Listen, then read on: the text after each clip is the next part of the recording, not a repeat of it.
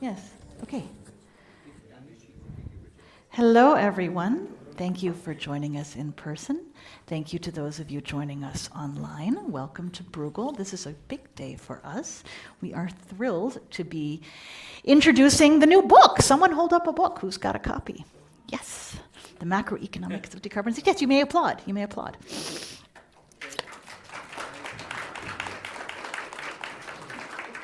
This book represents a lot of hard work by a lot of Bruegel scholars, and particularly the two who are going to be presenting it to you today. Grégory Claeys and Simone Tagliapietra are senior fellows and co-authors. Then we will have a panel discussion with, again, our own Jean Pisani-Ferry here from Bruegel, Yvonne Slingenberg from the Commission, and joining us online will be Laurence Tubiana from the European Climate Foundation. We will have time for questions from the audience, so keep those questions in mind. We will also, I believe, be taking questions on Slido for those of you online, and I will be able to look at them right here. And with that, Simone, tell us about this project and how it came to be and what we have learned from it and what it will give to the world. Thank you, Rebecca, and thank you everyone to be here today. It's not an easy week, given that tomorrow is a holiday, so thank you twice. And indeed, it's a pleasure for Grégory, myself, and the whole of Bruegel to be presenting a book that, let's say, has been quite a long journey for us meaning Greg, myself, Marie-Le Mouel, Guntram Wolff and Georg Zachmann, the co-authors of this book, which, in a nutshell, really tries to map out what will be, most likely, the main macroeconomic implications of decarbonization and what kind of policies can be put in place in order to adequately manage these implications that will be very important.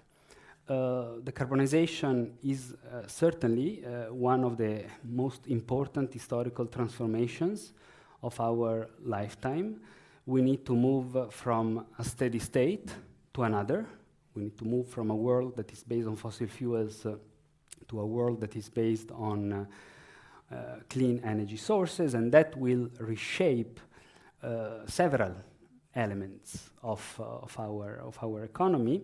And while I would say we have increasingly a pretty good understanding about what can be done, for example, to roll out the necessary energy transition, we still have a less clear understanding of these macroeconomic implications of the process. And if there is one takeaway I personally get out of this journey, is that while managing the macroeconomic implications of decarbonization is certainly going to be complex and politically extremely challenging, this is not only necessary, because otherwise the impact of climate will in any case be more expensive than the necessary actions for mitigation, but also possible. We have spent a lot of time, and I will also come to thank the research assistants at Bruegel that have been supporting this book later. We have been spending a lot of time digging into the literature.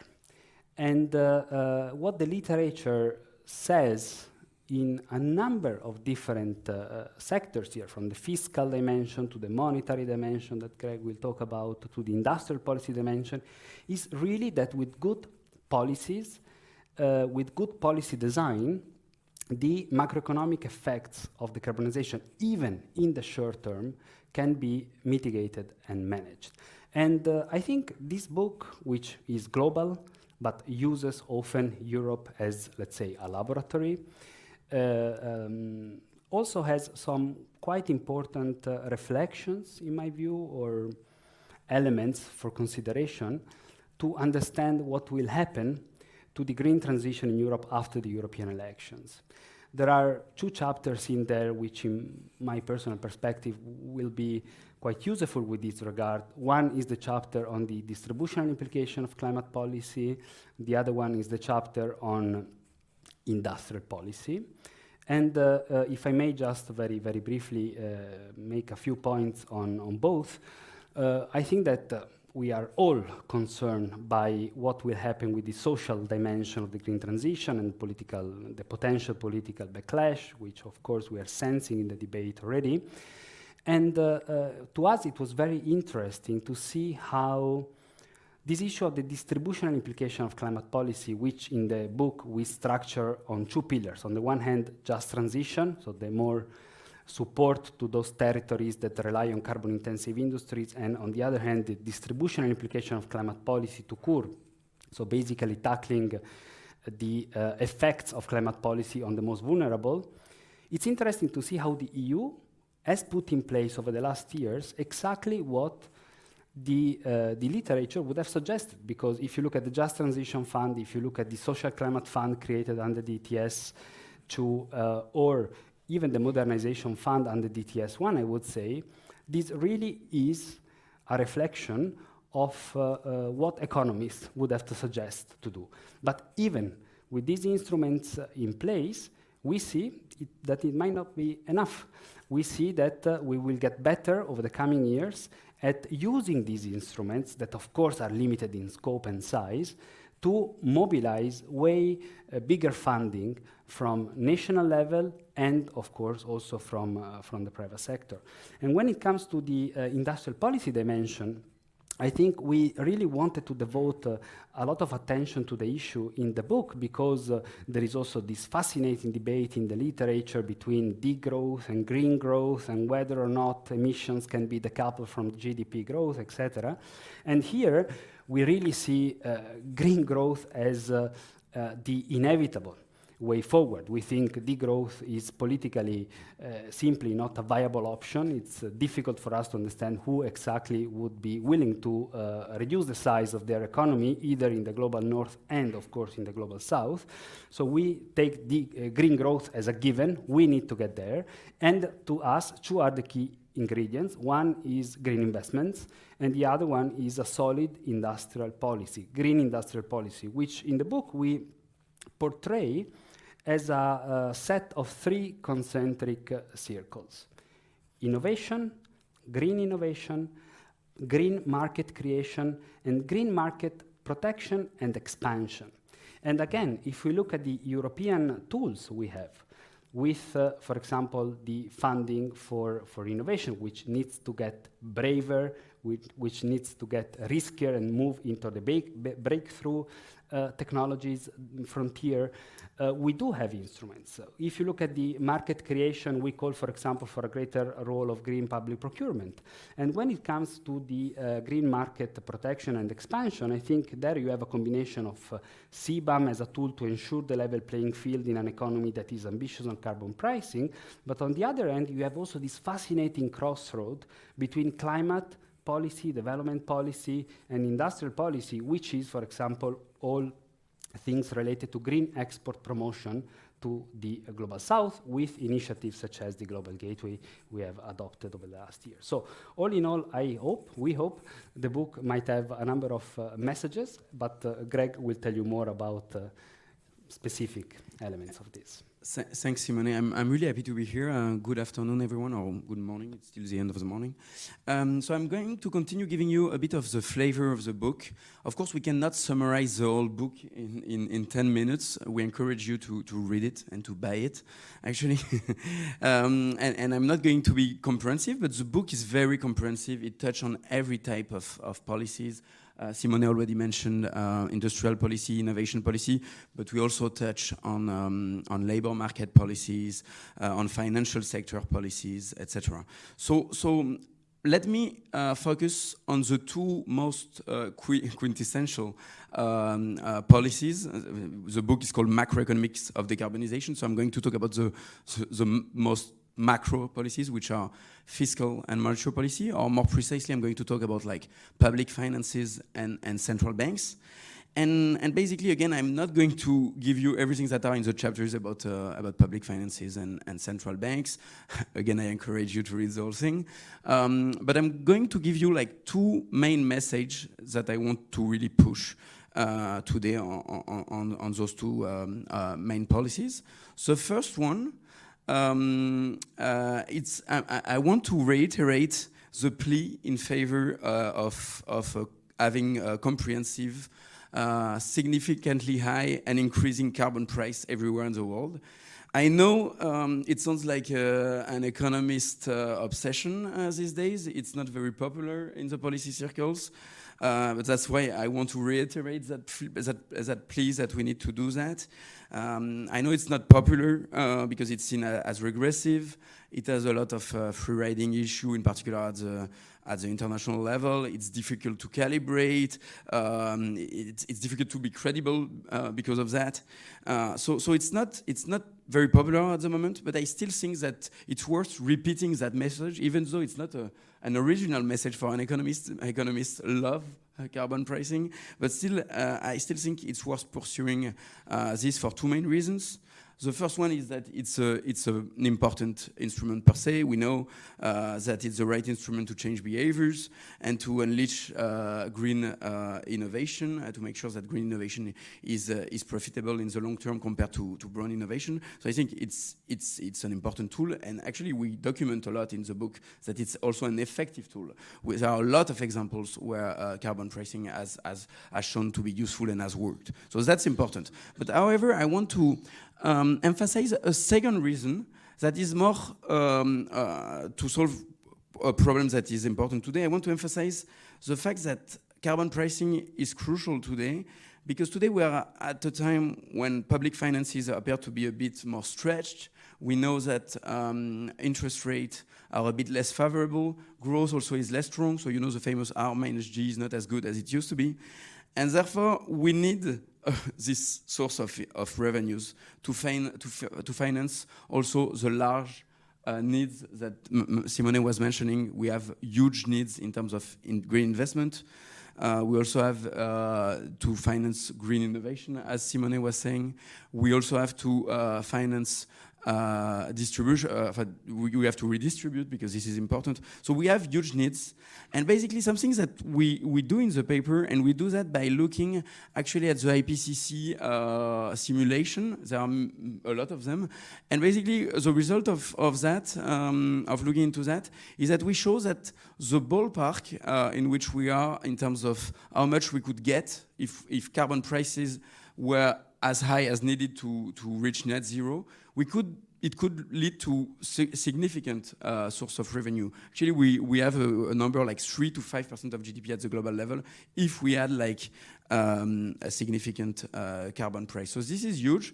And actually, if you look at that number, it's also in the ballpark of the other important number, which are the needs, which Jean also in his own report assumed was around like 2%. Generally, it's between 2-3%.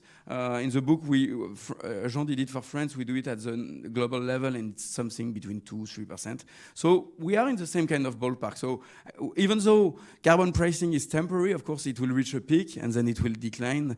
But still, this is money that would be useful to decarbonize. So that's something I want to emphasize. And let me, so that's my first point, the first message I want to emphasize today. The second point I want to make is more on monetary policy, because I want to use this occasion to debunk an idea that central banks should be at the forefront of the decarbonization process. And that, because in some quarters, central banks are still seen as the only game in town, even for decarbonization. And I think it's something that is quite dangerous. Of course, central bank we need to take into account, because the transition will affect how they conduct monetary policy. It will affect also their job as a financial supervisor. So all of this, I think they should play an important role. However, there is this idea floating around, and in particular, I guess in France at the moment, this idea is quite, I hear it a lot now living in Paris. It's this idea that the central bank should use its monetary policy tool to accelerate the transition. And I kind of disagree with that. I think, yes, they can adjust marginally how they use their tool, and maybe they can reduce a bit the brown bias that they had for a lot of years. That's true. However, the idea that they should tilt the allocation of credit using their monetary policy tool, I think it is dangerous in the current institutional environment. Of course, people, when I say that, tell me, yeah, but it has been used to tilt credit allocation after the Second World War. It's true that it was the norm because at the time central banks were actually the financial arm of the treasury. It's true that it's still the case in China. And the Chinese central bank is doing that. However, we have, as you know, a very different institutional framework. And this framework is characterized by the fact that our central banks are independent, that they have a mandate that is quite clear, that is price stability, that they are run by unelected Democrats, etc. And therefore, I don't think using those tools is the right way to do that because it could be dangerous. And then when I say that, people tell me, yeah, but the issue at hand is so important that maybe we could rethink our institutional framework. I have nothing against that. To be honest, I think if you prove me that it can be useful to change our institutional framework to decarbonize, why not doing it? However, I find the argument in that field a bit weak. And to be honest, what we show in the chapter on monetary policy is that basically the fiscal authorities, so I'm coming back to the first point, the fiscal authorities with a mixture of subsidies and taxes, in the end they can do the same than the central bank could do. For actually the same cost for if you aggregate both the central bank and the state. So I don't think it's worth doing it. I think delegating that task to the central bank could bring more problems than it could solve problems. So that's the second point I wanted to make on that front. Thank you so much. Thank you. It's great to be at a macroeconomics event that doesn't put the central bank in charge of everything. I think that is as useful a contribution as anything. And we will come back to the different ways that can and can't work. First, I would like to get some thoughts from our panel. We have joining us Laurence Toubiana. Laurence, what do you see as the contributions of this book? We've heard about fiscal policy, industrial policy, interest rate policy. What do you take away from this as the most important message? Well, and thank you for the invitation. First, we need many more books on this macro of the transition because it's still not a dominant discussion, even in the mainstream discussion on macroeconomics. Even if I was struck, by the way, at the spring meetings, how much the presence of the problem of the climate cost, in particular the impacts of climate change were beginning to be a worrying element. So anyway, congratulations for that book. Congratulations as well just to try to organize the different questions and not in a way just bundle them, which is sometimes, and that's why I agree with Simone and Grégory, sometimes we have to unbundle, unpack the different ideas that what the macroeconomics could do and how to put climate change in the equation. So I think the intellectual organization seems to me super useful. We know, by the way, as Simone has said, that this is a fundamental rewiring of our energy and financial and food system. And so that's why I understand just following Grégory's points, we can't break the institution we have. At the same time, they are faced with really absolutely new challenges. We know that we have a financial gap anyway. So whatever is discussion and how we handle that, given the fact of we are sort of in a landscape where most countries are indebted, minus very few of them, by the way, oil exporting country, China, etc. And we know at the same time that we have to double the annual investment in Europe, for example. According to I4C, at least 800 billion per year to make that transition happen, which I see, as Simone said, is inevitable. We have to do the green growth transition. Just listen to the insurance companies today. They are beginning to be in a panic about how they can do their business properly. And that's the same on the developing countryside. We were listening to Nick Stern and Amar Bhattacharya and others, 2.4 trillion per year by 2030. So again, a big macroeconomic investment effort. So at the same time, I think still, and I don't know what the authors would think, that this element of the cost of the impact of climate change is still difficult to embed in the thinking. Even if you take the sort of the normal work of the Potsdam Institute, for example, that estimate the cost of mitigation to below 2 degrees C. It's really, really much profitable, 6 times less than the damage caused by inaction. But still, I see that there is a difficulty in the mainstream discussion on macroeconomic to take this in account. It's not recent. Nixon's famous review was already pointing to that, but still, I think we need, it's not true because of uncertainty, it's a little bit difficult. But now we are able to measure, and so I think that was a good point that Simone made. I do think that I see a discussion about, is the transition a source of inflation? At the same time, we can realize that the fossil fuel reliance has long been, and it still is, a very big source of macroeconomic instability. Not recent, old facts, 1973, or new facts, of course, the invasion of Ukraine.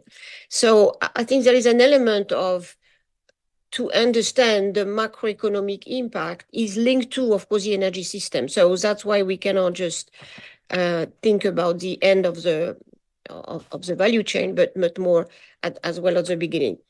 And maybe just not to be too long and reacting to Grégory's last comment. On the global carbon price, of course, the ideal of what could happen, even with, of course, the adaptation that IMF has proposed 2 or 3 years ago to have sort of differentiated, but in a way, a balanced cost of carbon depending on the level of economies. Still, of course, we don't see this happen because, again, this problem of tax, as we know, whatever system we use is very linked to the sovereignty of governments, of countries. But we see at the same time, I think with interest, the impact of the CBAM potential now implementation, that in a way a carbon price is beginning to emerge in different countries. They may not converge. That probably the question mark. And of course not in an integrated, fluid, etc. carbon market, which was the ideal, the utopia maybe that some economists had in previously. The point where I would probably diverge on not too much on the, central bank should be change the regulation, but where I see the role of central banks now, again, if we think that stranded assets, for example, are an element of macroeconomic instability or problems, then I see the role of central bank to look at the whole value chain and consider when there is a risk because companies or banks don't decarbonize that portfolio enough, we will face them a risk for more globally for the economy. And I think this is a role for central bankers that for me is a relatively new one. They are looking at it with some kind of care, but I think it's a necessary expansion on their role. At least in my view, we're happy to discuss that. I do think that the same applies to IMF and World Bank. And even if we have more and more discussion of their alignment of Paris Agreement or their mitigation risk posed by climate change to growth, employment, and financial stability, I think still I would be happy and really excited to continue that discussion. And finally, on the distributional impact, it's pretty difficult not to have regressive impacts. On one side, the wealthiest 1% emit the same as the poorest 66% combined. So any sort of broad-based climate policy or carbon pricing, and we will see that for the next level of the ETS soon in Europe, is regressive. So how we deal with that, how we can have an ex-ante analysis. I don't think, as Simone said, that the social fund are not at the level or not even at the process or the way to address this inequality. So maybe we need other type of taxation. That's why, of course, I'm very keen on these days. Can't we adjust the taxation in a way that is really progressive? Because high income levels are the ones who are more polluting. And so we may need to address that to the polluter pay principle, just to convince people that just transition is not a slogan. And I think just as a not an anecdote, but to think in a recent poll we organized throughout Europe, but in particular in France, that 71% of people thought that they were paying for carbon policy for the emission of the richer people. So I think I will stop there, but I think this element of system of tax, which is not the same of the carbon price, but could be a contribution to that. Thank you. Thank you so much for that. Events people, if you could leave my mic live for the rest of the event, that will make it easier for me to interact with the speakers. We have already 10 questions online, which has got to be a record for an event that I've been moderating here, and I'm very excited to get to them, and I am also very excited to get to our other two panelists. Yvonne, you have heard from Simone that the EU is doing many of the things recommended. The EU has a carbon price. The EU, through its carbon border adjustment mechanism, the CBAM we were just talking about, is encouraging other countries to also have a carbon price. And I understand you're looking at these issues of funding and taxation. So tell us about how things are going. Thank you very much, Rebecca, and thanks for inviting me also. I always feel privileged as a non-economist to be on these kind of panels and discussions. I learn a lot, and I hope the interaction is mutually beneficial. Thanks to indeed setting out what we have been doing at EU level, and it's good to hear that you think, we have been trying in climate policy at EU level to incorporate those, important aspects in the policy. I want to just highlight that indeed we have been working hard over the past years. We have a clear policy framework in place. For 2030, we have our long-term direction of travel in place with climate neutrality by 2050 in law. And we, of course, recently added our, building blocks, the way we see it for the next mandate, our communication on a 2040 target, which would be a milestone, during those 2 decades towards climate neutrality. We also put out a climate risk management communication. So I hope you all saw those. 2040 was early February. Climate risk management was in mid-March. So those things we really did in order to put out there for the decision makers and the policy makers and the public at large, if possible, to be informed as to what needs to be done. So I think many have already said that the climate risks are huge, and I think we really need to keep that in mind. It's on energy, on food, security issues, ecosystems, infrastructure, water resources, health, and fiscal and financial stability. And I think if you think through all those different risks, yes, like Laurence was saying, there is a financial stability risk, and then you can start discussing central banks, yes or no. But I think it's already very, very useful if people start incorporating that knowledge and that awareness, although, as Laurence also said, it's always difficult to quantify exactly, the risks and the damages, but I think it's huge, So in our policy papers, we tend to be very conservative because we know it's not easy to quantify, but at the same time, already the figures that we have in our papers are very, very high. On the other hand, in the 2040 communication, we have set out, what we think the target for 2040 should be. We have recommended a target of net 90% greenhouse gas emission reduction and the corresponding investment needs in our very comprehensive impact assessment. I hope you've all looked at that. Basically, we're in the same ballpark, with the amount of investments needed, 660 billion per year in those 2 decades annually. Well, I already said per year. This is for the energy system, and that goes from, it's the broad sense of the energy system, so power generation, grids, but also industry decarbonization, buildings, renovations, etc., etc. This is, substantial share of GDP, 3.6% annually. But it is higher than what we've seen in the past decade. But of course, there were reasons why, investment was pretty low in the last decade. So I think indeed it's super good that we have a bit of a, common understanding of the challenges in front of us. And with that, I think it is really super good and compliments also from my side that you have invested time in this book, which of course was a long project. It's not like you did it in 3 months. But it is really very, very topical, bringing different aspects together. What is discussed out there very, very intensely is, of course, a level playing field. If we go ahead with this transition, what is our situation in Europe vis-a-vis other regions in the world? The social impacts, I think, is obvious in the run-up to the elections. This is of concern to everybody. But it's also clear, and I hope that that is also becoming more, again, like undisputed, that we have to stay the course. And basically this is necessary to even, okay, this always sounds a bit gloomy and doomy, but I mean, to keep prosperity for all. And I think, again, that we need to keep in mind. So we are beyond the point of no return. And then, again, this is going to be really, really helpful for the debate. We see other interesting documents coming out, the report by former Prime Minister of Italy, Letta, the future report by Draghi also coming up. So it's all about, you know, climate, stranded assets, but also security, competitiveness, and prosperity.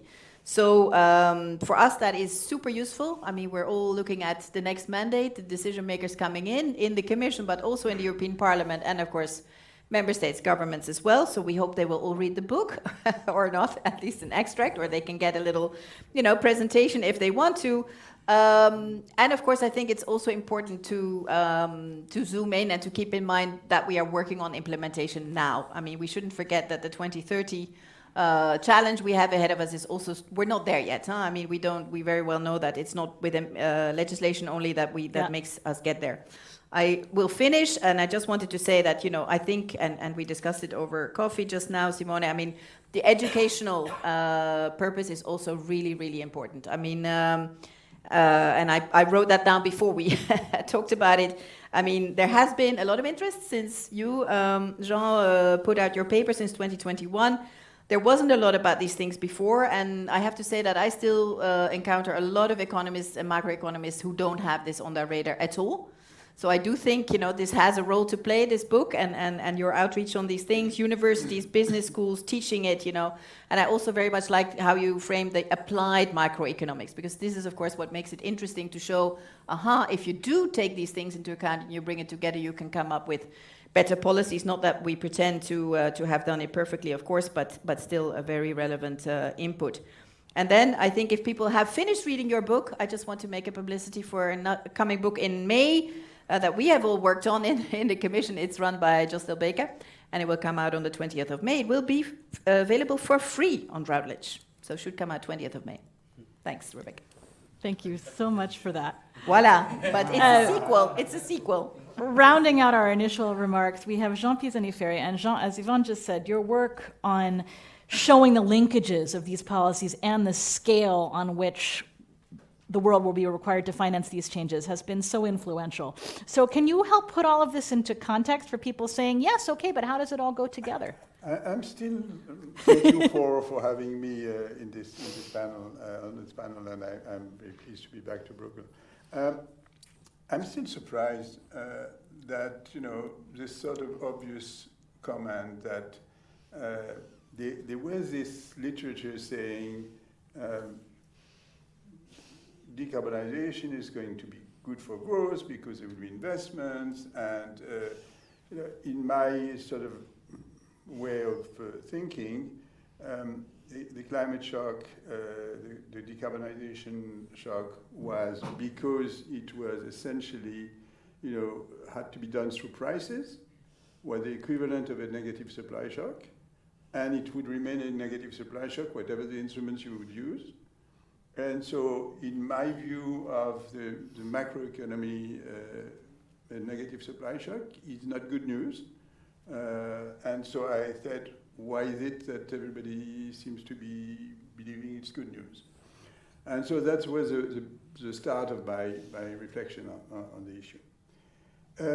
Now, I want to congratulate the authors for, you know, having put forward a comprehensive, balanced view of the issues. You're covering all the main issues, and you're covering them in a nuanced way. I mean, I especially appreciated your discussion of green growth and degrowth, which I think is fundamental. It's, you know, I'm teaching students. They don't buy green growth. They are very interested in degrowth. And because I can understand that philosophically, because degrowth is very much for them this the questioning of the type of development we're in, the questioning of the appetite, the unlimited appetite for, for goods, for services, for more, we're in. And so they take degrowth very seriously. And I think we should be taking degrowth very seriously.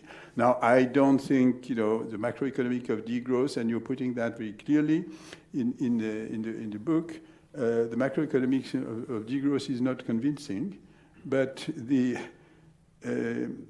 philosophy of degrowth is indeed convincing. And which I take as meaning that sufficiency has to be part of the equation. So basically there are, three levers you can use. One is sort of longer term, is redirecting technical progress. That is having an effect in the long term, and that's what actually makes me optimistic on this transition. The fact that the cost of renewables has collapsed, that the forecast made about the deployment of those renewables, the deployment of green technologies, have always proved too pessimistic, and so it's going very fast. So that's good news, but it's not going to be sufficient, and the other levers are the substitution of capital for fossil fuels and sufficiency. And I think sufficiency is part of the equation. It's not a big part of the equation, but it's a part of the equation that should not be underestimated. Now, a few words on the instruments. You said carbon pricing. I think the economists have to recognize that their plea for carbon pricing has led some of them, at least, to be the sort of advocates of a single instrument strategy. And I don't think a single instrument strategy can work. First of all, for reasons simply of credibility, You don't need just to have a price of carbon for today. You need to have a trajectory for the price of carbon. And if you announce that the price of carbon is going to be at 150 or 250 euros per ton in 20 years, it's not going to be taken sufficiently as a sufficiently credible announcement to trigger investments. And so I think the mixed strategy of the EU, in fact, that combines pricing with regulation and with subsidies is appropriate. When the EU legislated that internal combustion engine cars could not be put on the market from 2035 onwards, that's triggered a change in perspective for the auto industry. And I don't think it would have been triggered also by the announcement that the price of carbon would be at that level. So there needs to be a mixed strategy. Now, the difficulty with a mixed strategy is that you can make mistakes. You don't know, how to assign different instruments to different targets. And that's a very complex issue to deal with, and on which perhaps we are, the policy, the strategy is not optimal. Now, it's certainly, if we compare to the US, the IRA is much more costly because it's all subsidies, and therefore, for that reason, I mean, it's necessarily much more costly. Now, the other thing I want to discuss is public finance and linked to carbon pricing. Now, what you said, Grégory, is that carbon pricing can yield significant revenues. This is true, but what would you do with those revenues? You would basically redistribute them to those who have to pay. Not fully. Not fully, but to a large proportion. I mean, even the carbon dividend proposal, which is to redistribute the total proceeds from carbon pricing on a per capita basis, which was widely discussed, especially in the US. It's not considered according to it's highly redistributive in this regard because you're redistributing the proceeds from the taxes that wealthy people would pay on a per capita basis. But it's not sufficient to to convince that it would be in the interest of those at the bottom of the income distribution. The magnitude of the investments that are required, they're very, very high. I mean, for basically for the bottom half of the income of the wealth distribution, it's a massive investment that represents about for houses. Changing the heating system and renovating houses, it represents about a year of income in terms of investment. And those people, they don't have, several of them, many of them are indebted already. So you can't ask them to pay without supporting them. And if you don't support them, what happens is what's happened in Germany. People, there's backlash against the prohibition of the installation of new gas boilers. So I think we shouldn't underestimate the complexity of the fiscal equation that's raised by this challenge. I suppose I'm over time. It is fascinating. You were pre-answering some of the questions, so I have appreciated that. However, we have 13 questions online so far. We have one in the room. So I would ask you in the room, please, to ask your question, introduce yourself, keep it as short as possible, and then I will also summarize a couple of the other questions before turning it back to the panel. Panel, please, to the extent you can keep your thoughts on the concise side, we can get to more of them. Thanks very much. Good afternoon. My name is Pierre Göning, speaking on behalf of the German chemical and pharmaceutical industry. So kind of what I get from the panel and also kind of the bits of line I got from the presentation of the book is that Europe has the right ideas about how to shape this transformation. We have taken the right policy choices and we just need to roll out. It's simplifying maybe. I match it with my reality from my business, which is like investment leaving Europe quickly, production leaving Europe quickly. We don't have technologies. We have technologies in the pipeline that are not being, let's say, sufficiently supported politically, new genome techniques, CCUS, chemical recycling, just to give some examples. So there's a bit of a, I feel, mismatch between what I've heard today and what kind of I feel is the business reality. So bringing a bit of microeconomics into the room. So questions like, am I wrong? And kind of what are maybe the fresh ideas that you also want to bring, and probably that are part of the book, to really maybe change over partly at least the course of the policy direction we're taking right now. Thanks very much for that. Okay, if you can ask your question very briefly, and then I will sum up some of the ones online and turn it back over. Kurt Geisert, I'm one of the guys in the House of European History. The Inflation Reduction Act was mentioned. Short question to the representative of the European Commission. Is there already an answer of the European institutions, or will this answer come after the elections for the European Parliament and even after the elections in the United States? Thank you. Oh, political process question. So the questions we're getting online roughly fall into three categories. One of them is about the cost. How do we pay for this? Do we redistribute things? And Jean was talking about that with this climate dividend policy. How do we collectively account for this? The second group of questions, I would say, is roughly about substitution. Do we encourage people to move away from carbon-heavy industries and therefore see fewer revenues from carbon taxes? Or are we looking at ways to maximize the money coming in to leave more money for investment? There's a group of questions about that. And then the third group of questions, which is also the most popular in terms of the upvoting, is China. How do we navigate this? How do we navigate this? Economics people say overcapacity, but that means they're making a lot of stuff. We need a lot of stuff to make our world greener, but also if their stuff is crowding out our stuff, that maybe upsets the equilibrium, and that interferes with both growth, green growth, and degrowth. So To our panelists, I would ask you to pick one of these themes. I would like, Simone, if you could start and maybe talk about this China issue, that would really be great. Thank you, Rebecca, and maybe by doing that also answering the first question.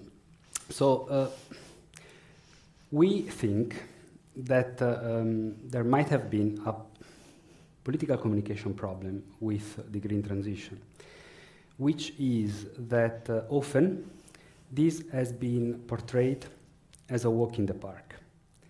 Now, the green transition is not going to be a walk in the park. It's going to be a complex pathway full of trade-offs and obstacles to be tackled in a way that we have never done before. But this is a necessity, and I hope that at least in this room we all agree that doing this is a must, because the cost of not doing this would be, namely for the future generations, much higher than the cost of doing this, even wrongly. Now, the question is how to do this not in a wrong manner, and how to do that in a way that basically reconciles deep decarbonization with competitiveness. And here comes probably what has been the weaker side of the EU climate action over the last years, which is the development of a solid green industrial policy, which has a multitude of reasons on which we have been writing extensively also with Jeremy, Renilde and others at Bruegel over the last year. Also that relates to the fact that different member states have very different national priorities and strategic interests in this space. Now, this industrial policy will now have to be at the core of the new mandate, and I think we all see that coming up, because only by turning the green transition into an opportunity for reindustrialization, we can make sure to bulletproof the transition against, namely, populist forces. Now, what we need to do is to explain that the green transition is an ally for European competitiveness. Just think at the issue of energy prices. The reason why your sector has been in trouble is certainly not because of the green transition, but is more related to the fact that Europe has built, in a very historically wrong manner, an over-reliance on Russian gas, which we have paid dearly over the last few years. Now, the good news is that thanks to European integration and solidarity and a number of actions we have undertaken together, we managed to went through the storm and to be now in a safe place in comparison to where we could have been without European integration. The green transition can only help with this regard, because if there is one way for a continent like Europe that needs to import 90% of the oil and gas it consumes to lower energy prices, is to double down on renewable energy on the one hand and energy efficiency, by the way, on the other. So the green transition can and should be put at service of European competitiveness. And what I think, and then comes the China question, what needs to be done is to do that in a way that recognizes that other players globally might be acting with tools, with policies that we do not allow our companies to play with in Europe. And that's where we do have instruments spanning from competition policy to trade policy to make sure that we mirror exactly what happens domestically to what happens internationally in order to level the playing field. And I think we are seeing, as we speak, the Commission ramping up its utilization of these tools. And that's something that must be done. Now, is not to punish the Chinese for cheap electric vehicles. Let's investigate whether these cheap electric vehicles are the fruit of genuine comparative advantages or are rather the fruit of undue subsidies. If undue subsidies are found, then we will apply the necessary trade measures to make sure that our industry is not put in a comparative disadvantage vis-à-vis the Chinese. But let's first investigate that. Because there is another issue here, which is the issue of economies of scale. And on economies of scale, as we see very clearly in for example, the sector of solar panels, China has built a situation, an economies of scale, that it will be extremely difficult for Europe to replicate, but also for the United States. And early evidence about the IRA is that the United States is indeed struggling to ramp up the manufacturing of solar panels, because going against gravity of economies of scale that have been built over decades, it's difficult. And that's where our industrial policy needs to be a smart industrial policy, with Cecilia Trasi and Ben McWilliams, who have recently published a paper on how the EU can develop a smart industrial policy for solar panels, exactly explaining this, that we cannot run after the Chinese and trying to replicate the economies of scale they got on the current generation of solar panels. We need to get better. If you cannot beat them on price, beat them on quality, beat them on more innovative products. So it's an innovation-oriented industrial policy that we need, and that's the reason why I think that instruments such as the innovation funds will be at the core of our action in the coming years. Yvonne, I would like to come to you next. Thanks. It's of course, I think, exactly so useful that non-commission people talk about these things, because of course when you're working on a certain policy and you know the direction and you know what needs to be done and you have the ingredients, it's still a matter of, okay, what are other people doing out there? And I think, of course, we very much look at that. I always say, look, it was in principle something we have been actually pushing the US to do, to also, put their force behind the green transition. But at the same time, we're very much in the hands of member states. So I think you put it very diplomatically, Simone, when you said different priorities, different strategic interests. And we try to, on the one hand, propose things which we think could perhaps be accepted by at least a majority. But then, either the moment isn't right, because, for example, in relation to the IRA in the autumn, or was it already a year ago, we did propose a big sovereignty fund funded by different tools, including part of ETS revenues, but this was not acceptable to member states. So this is, of course, again, in my view, also a bit the silo thinking where, finance ministers tend to be conservative in their own very special way. And I don't know whether heads of state are briefed, by their finance ministers, or maybe they have been finance ministers themselves before. So these are complicating factors. But I think the more we can talk about these things and the more we can discuss what a good mix of policies would be, while staying agile on, because others will, of course, also, keep evolving in how they, and the good part of that is that, in fact, our carbon border adjustment mechanism has triggered a lot of interest by third countries, because they see that ultimately they would be paying money to the EU, and that it would be more clever to maybe have that revenues within their own country, for them to invest in these kind of things and stay competitive in the race for green investment. So I can only say, look, all of these points that you have been making are very, very pertinent. We try to take them into account for the next mandate. And I couldn't predict whether, things will become very, very outspoken already. I don't think before the EU elections. I think everybody is trying to digest, all the different things at play. But maybe after the elections, future president of the commission, and then, there's so much uncertainty there. If I knew, I would, maybe be less nervous every now and then, but okay, this is where we are. Thank you. So we have a question: what are the multiplier effects of green investments? Like, does the economy grow faster? We have another question that says, will green measures make us less competitive? Will the economy grow slower? And we have a question asking, what does a central bank have to do about all of this? And when we think about central banks, we've got the banking supervision that you've mentioned. We have interest rates, which is sort of how fast are they going to let the economy grow?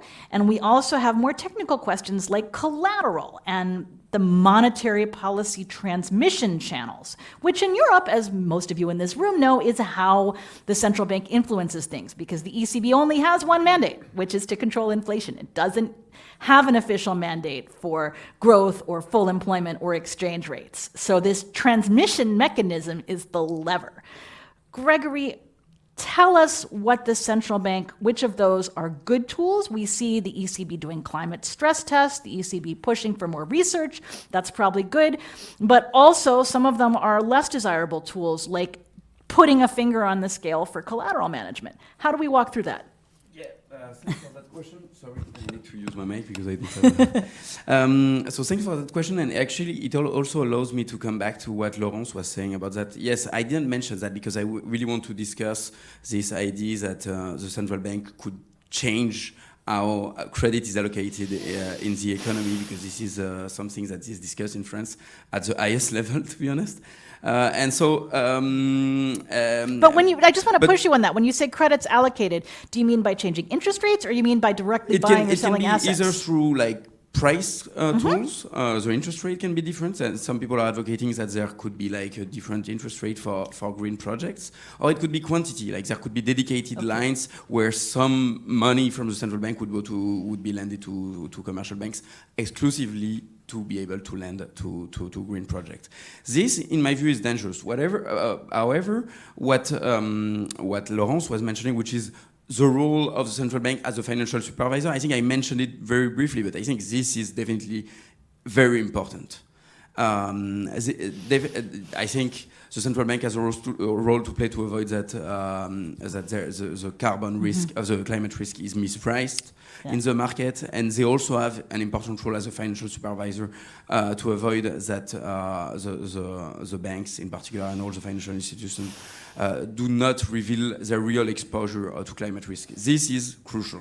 So let me be clear about that. I fully agree with that. I think the role as a financial supervisor is very important. Now, some of that is done at the ECB level through the SSM. So I think this is a very important role. What I was trying to do is to say, don't use the quantity and price tools. We have better tools. We have, I mentioned it before, financial authorities. I didn't mention Public Development Bank. Public Development Bank is exactly the right place to give credit to what we think are the right projects, where we think there are market failures, and where green projects, if we think that green projects are underfinanced for some reason, this is where public development bank need to intervene. In particular, at the EU level, we have the biggest development bank on earth, which is the EIB, and so we need to use better the EIB to do that. And this is the right tool, in my view, not the ECB. That's the European Investment Bank, based in Luxembourg and part of the EU institutions. Laurence, you mentioned the International Monetary Fund and the World Bank in the spring meetings. We have gotten a lot of questions about where does it make sense for the world to put resources into the developed world, into the developing world? How do we move this money around? How do you see society as a whole navigating that and getting the resources where they're needed and where the impact is hitting? Big question. And just 1 second on China.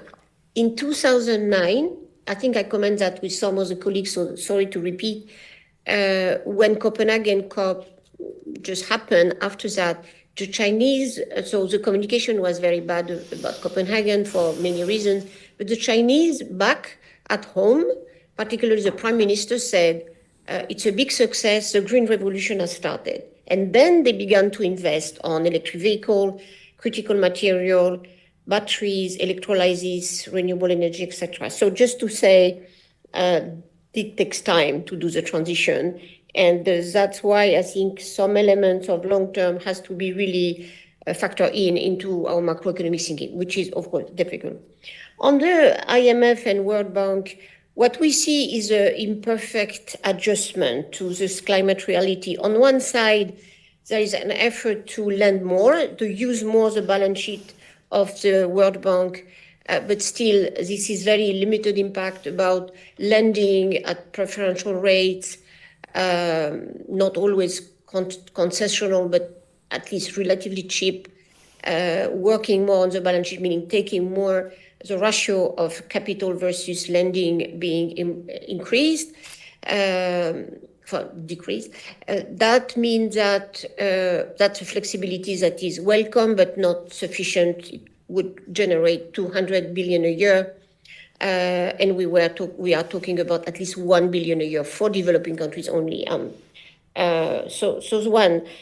I do think that it's necessary to think, I don't know if I would respond clearly to your question, to think the investment, both sides on the global north and the global south, and of course the global south, the developing countries, whether the emerging countries first, but as well the less developed one, because there is really an element of poverty increase as well linked to the climate impact, which we are not addressing for the moment. And I do think that there is an element of codependency.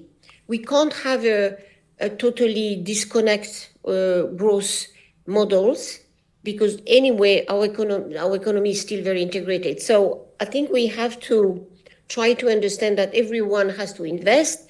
And of course, developed countries could make more, maybe through the development banks, maybe through guarantees. And there is, of course, a lot of discussion around how we make the cost of capital cheaper for developing countries to invest in this transition, because everything is about investment.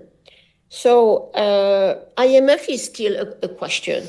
All the programs of the acquisition of the macro indicators with the countries ignore totally, for the moment, the investment problems and the transition, even if IMF recognizes that it's a big macroeconomic cost, in particular for small economies, of the extreme events. So we are in the middle of the road. It's not there. And just as a provocation, not mine, but some of a good colleague who was a previous deputy director of the BIS is thinking that maybe the central banks could play a role in some guarantees for this financial instrument we need for investment. But it's a longer discussion, and I will stop there. But it was interesting to see, for example, that IMF has prepared a report of taxation on the wealthiest income levels, as Jean has proposed in his seminal report on the French transition.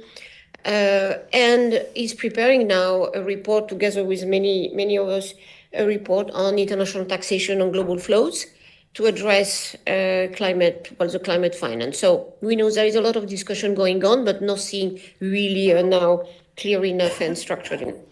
Thank you very much for that. I think it's really useful to remember that the IMF, which looks at the macroeconomic fundamentals of countries around the world, doesn't have the right indicators, maybe doesn't have the right tools to assess what's going on. It just has these very traditional tools of fiscal responsibility and productivity and things like this.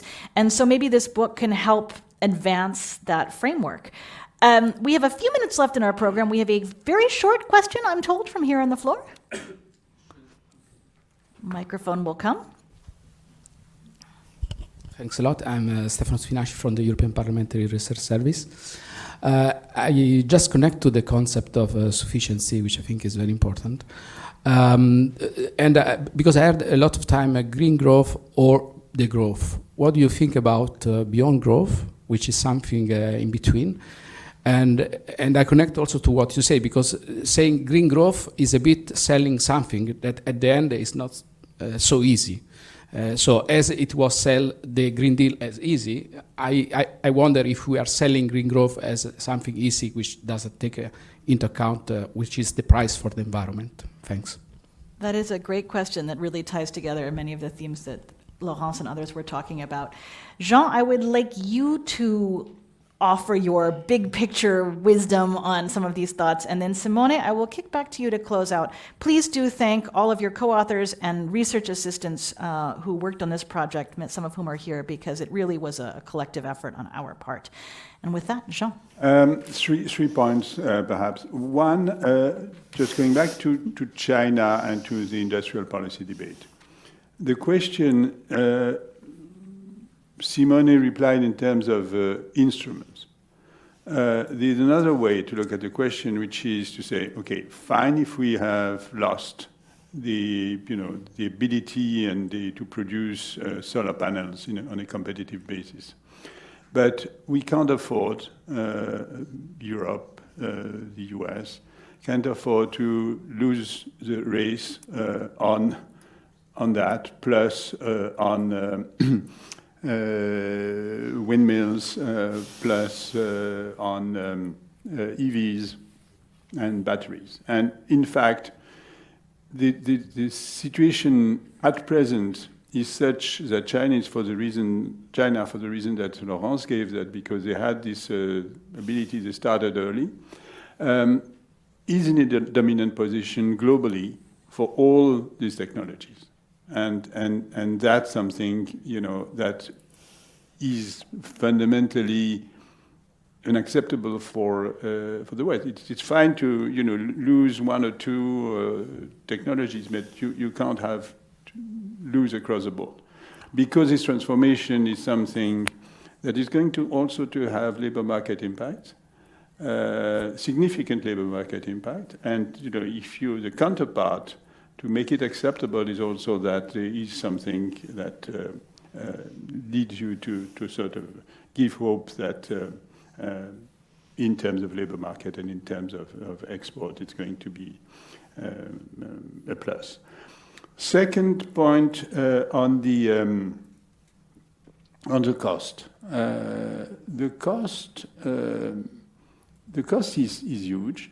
The cost is particularly significant for emerging countries because essentially a coal-fired power plant is not very capital intensive.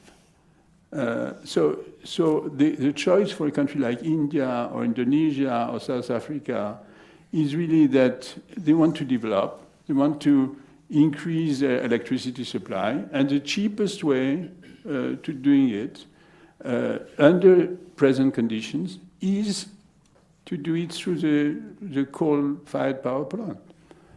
Because the cost of capital is so high, and because the capital intensity of the alternative technologies is so high.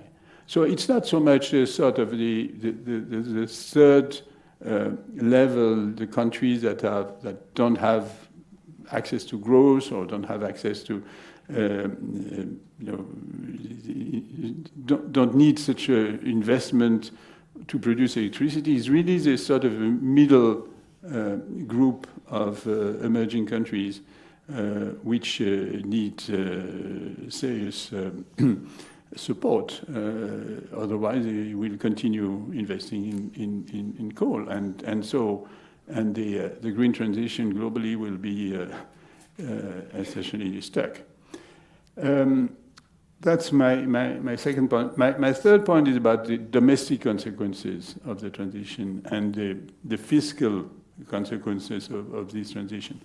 The cost is high. The cost is high for households for the reason I gave earlier, and the public funds are not significant enough. So basically, we have at present on the EU side we have about 50 billion per year altogether, because part of it is NGU type lines of budget lines. They will essentially disappear within 2 years. And so we're going to go down from more than 50 billion to less than 20 billion in 2 years. This is going to be major. And at the same time, the reform of the Stability Pact doesn't create room for member states to invest and to contribute to the green investment. So I think we are really in a troubling situation, and that must be a question that comes back on the agenda for the next Commission. I would say so. Thank you, Simone. Thank you. Maybe then picking up the question about green growth, degrowth, or alternative possible pathways. In the book, for example, we discuss the growth, so a more agnostic approach to this debate, which says, well, don't look at climate policy necessarily to be the engine or the only engine or the major engine of economic growth. It will be enough if the green transition would function as a reallocation mechanism from one steady state to the other without necessarily enlarging the scope or the size of the economy in itself.